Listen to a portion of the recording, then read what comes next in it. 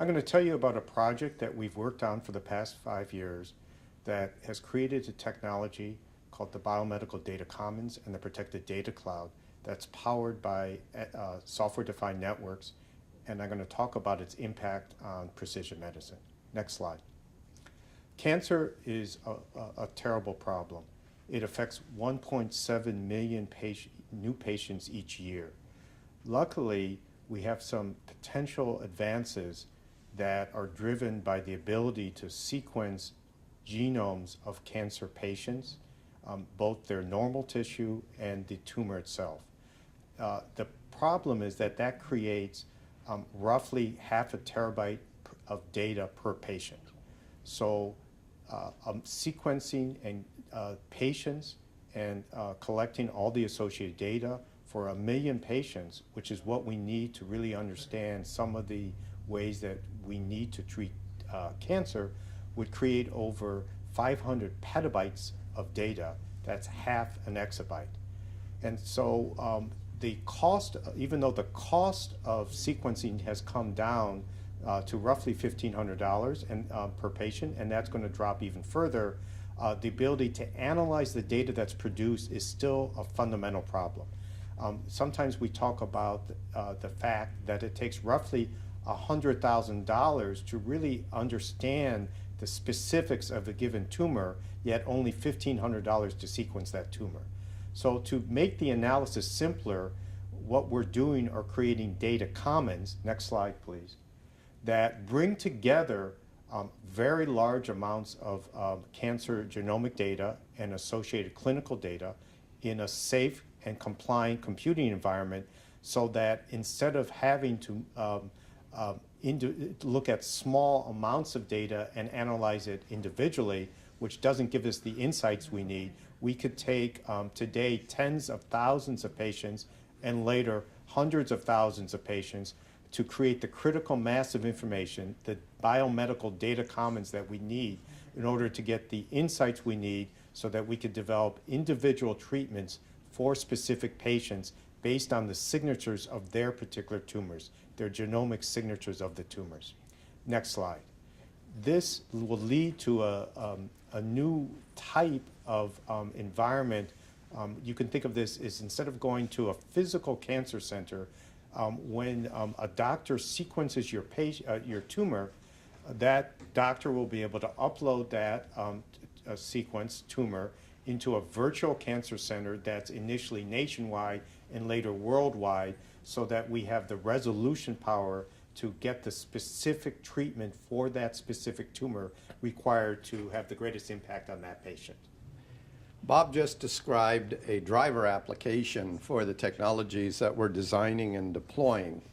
The different attributes of this refer to the dynamic, flexible, programmable nature of the infrastructure. Today's infrastructure is fairly static. That is, it's hard. It's not very friendly to these types of applications. The application that Bob described is based on a highly complex workflow. So you have large amounts of data being sent to sites. You have processes being sent to sites, to and from sites. You have changing topologies. And that type of workflow is restricted by current exchanges.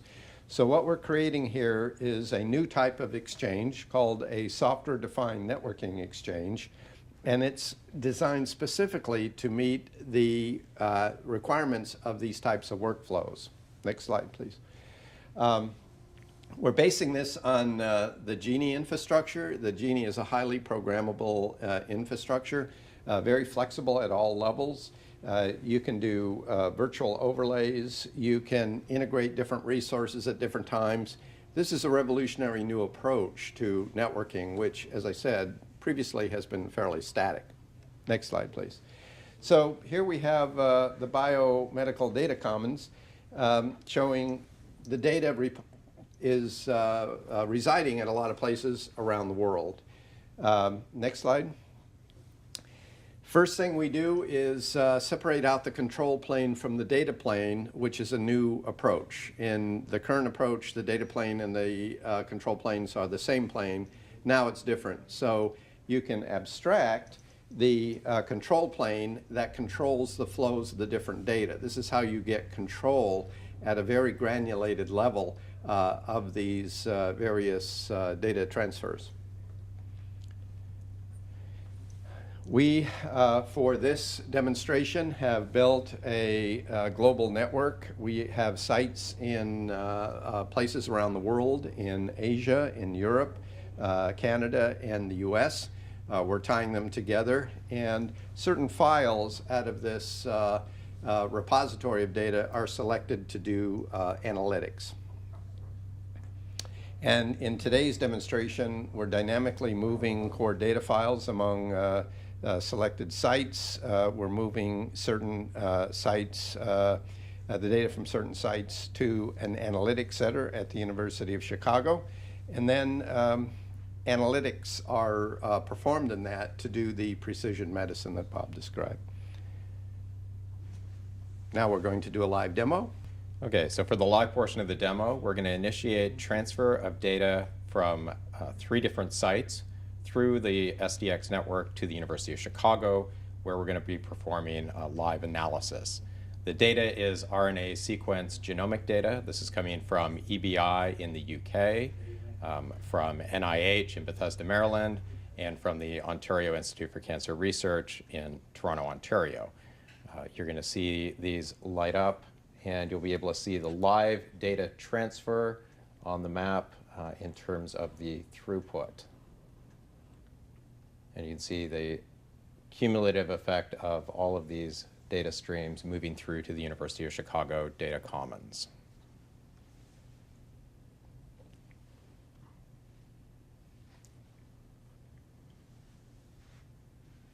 And now we will move to the analytic portion. What we're looking at here is data involving lung cancer.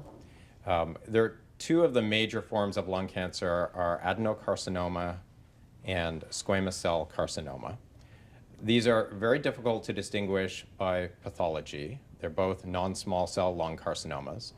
But the treatment regimes are quite different. Adenocarcinoma you can effectively treat with a drug called Avastin.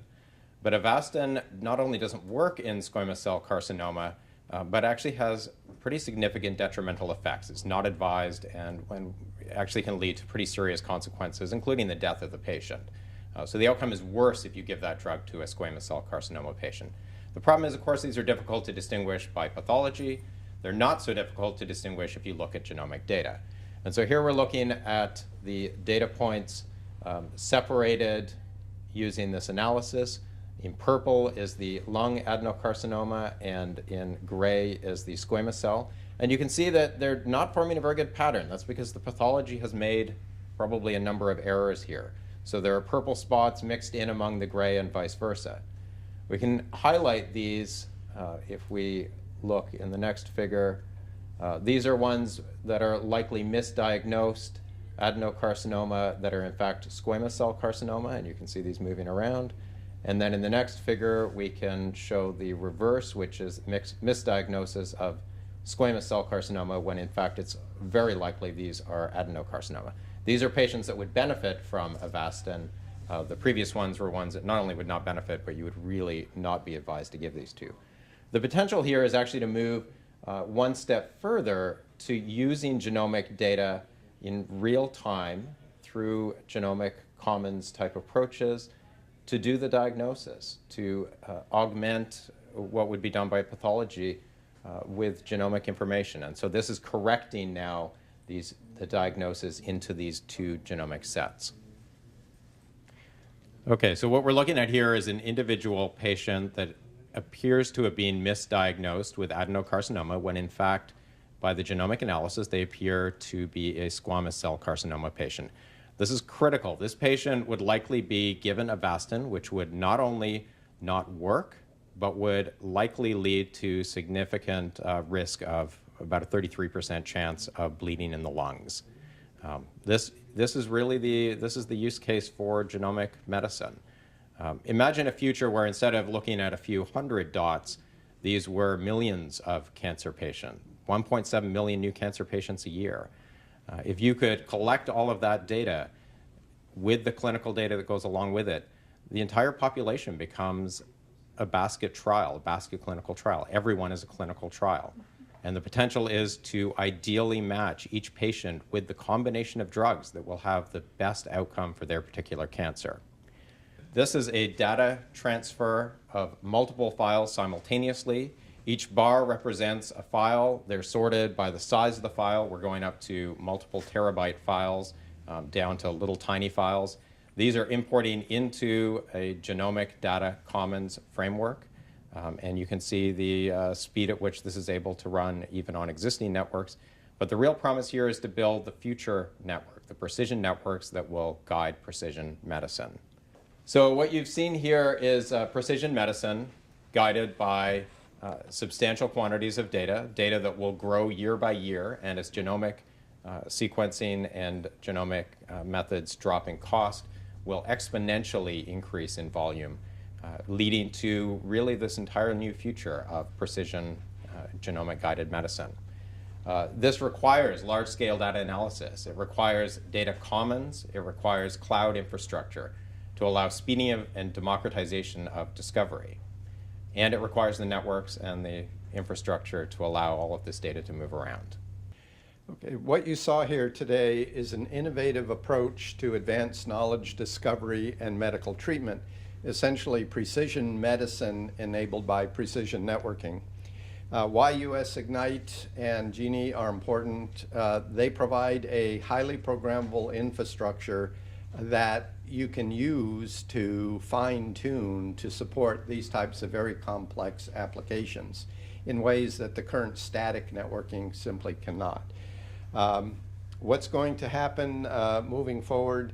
Certainly further development and refinement of these capabilities. An important point is that this is being developed not as a technical demonstration or as a prototype or technical showcase, but it's actually going to be part of a production service. So this is being built as a new breakthrough type of production service, and it should be transformational to both knowledge discovery and medical treatment. The University of Chicago BioMedical Data Commons and Protected Data Cloud are being developed as key production knowledge discovery transformational medical facilities.